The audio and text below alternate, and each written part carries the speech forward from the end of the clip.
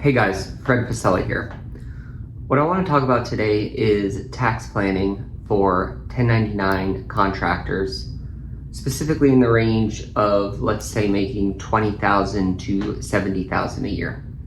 This is a range that tends to actually hurt the taxpayer quite a bit, especially if they're 1099. Normally, what happens is throughout the year, the 1099 contractor does not save any money for taxes, and then that entire amount that they've been getting paid each year, nothing has been withheld. So not only do you have to pay the full FICA and Social Security taxes, which comes to 15.3%, you also have to pay whatever your federal income tax bracket is. So you can easily be paying 20% or 25% in taxes at the end of the year if you were making $70,000 in 1099 income. Now, the tricky part is, how do we get that $70,000 down to maybe $50,000, $40,000, $30,000? That's going to be through normal business deductions, because all 1099 employees are going to report that income on the Schedule C of their tax return. That's the Schedule C on the 1040 individual tax return. So basically what you have to do throughout the year, if you're a 1099 employee, keep track of the mileage for your job. Normally that's going to be driving to places that aren't consistent every day. So if you go to an office every day, that's not going to be deductible.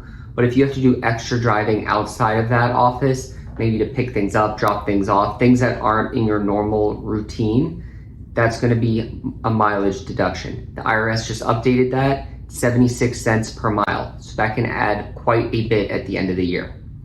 So first, take track of your mileage. Then also track any office expense, supplies, anything you spent that could be related back to that job. Track that throughout the year. Think of computers, laptops, printers, any electronics you're using in your 1099 job. If you have uniforms, keep track of that. If you have softwares you pay for, think of any AI subscription, Microsoft, anything that helps you do your job. Keep track of that for the end of the year so we can help write that off. If you purchase any major assets that are used in your business, think of cars, vehicles, trucks, anything like that. Keep track of that, because as a 1099 contractor, you might be able to write that off depending on what your 1099 income is related to. Also, keep track of any rent that you pay, any type of meals, travel that you do for your 1099. A good bit of that is going to be deductible. So travel is 100% deductible. Meals as of 2026 is 50% deductible. So what that means is if you spend $2,000 in meals, we can only write off $1,000. At the end of the day, you really want to be tracking everything you spend related to your 1099 income. What I would recommend is you track all of that, whether it's through Excel, manually tracking it, a notebook, Google Doc, anything like that. And then at the end of the year, give it to your tax preparer or CPA. If he or she thinks anything is too aggressive, then they won't write it off. I would rather you give us everything and we come back and say, hey, this is a little too aggressive, we're not going to take this deduction. Don't under deduct, don't under provide to your CPA because you're scared they're going to say no. I would rather you provide more, and then we can make that decision.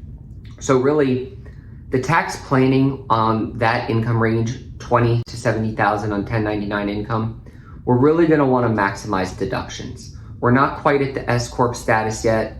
I don't want to really be seeing people doing S-corp until you're probably 110, 120, 130 gross, because the payroll cost, the more compliance costs, the additional accounting costs, it's going to add up and offset some of the tax savings. So really the $20,000 to $70,000 range is where you want to be.